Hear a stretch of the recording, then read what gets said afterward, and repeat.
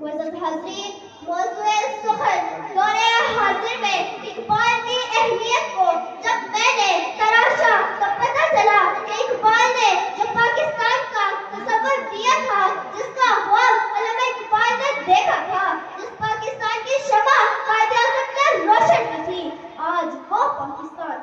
ذرا نم ہو تو یہ مٹی بڑی زرخیز ہے ساقی،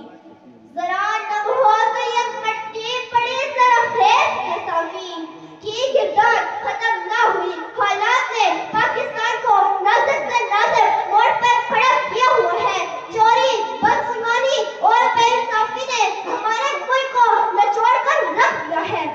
افسوس، سد افسوس، ہماری تو قسمت کا سکہ اب پیتل سے کاغذ کا ہو گیا ہے اور ہمارا قومی وقار عالمی بینکوں کی شرح تلے دب کر مر گیا۔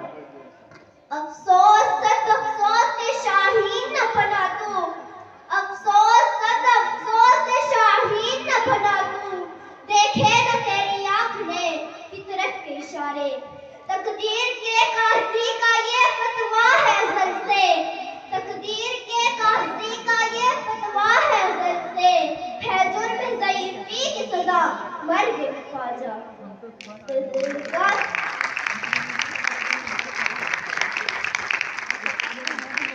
صدر وقار، اگر ہم اپنے ماتھے پر لگے داغ کو دھونا چاہتے ہیں تو صرف اشک ندامت کا وضو ہمارے کسی کام نہیں آئے گا۔ ہم اپنی جدوجہد عزلِ قضا کر کے نہ جانے کن سجدوں میں اپنی پریشانیاں سیاہ کر رہے ہیں۔ اگر ہم اپنے عزلِ پاک کو خوبصورت بنانا چاہتے ہیں تو تصور اقبال کو دیکھنا ہوگا، اقبال کے شاہین بڑھنا ہوگا اور خواب غفلت سے جاگنا ہوگا، ناانصافی کے خلاف آواز بلند کرنی ہوگی، تو پھر کہیں جا کے یہ خطہ پاک عرضِ خداداد اقبال کے خواب کی سچی تعبیر ثابت ہوگی اور یہ خطہ نایاب سیراب ہوتا ہوا خوشبو اقبال سے مہک اٹھے گا۔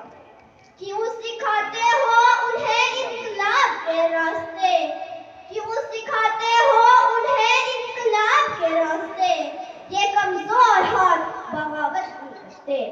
ذلت کی دنیا سے نکل کیوں نہیں جاتے، ذلت کی دنیا سے نکل کیوں نہیں جاتے، یہ لوگ بھی کیا لوگ ہیں، مر کیوں نہیں جاتے۔ شکریہ۔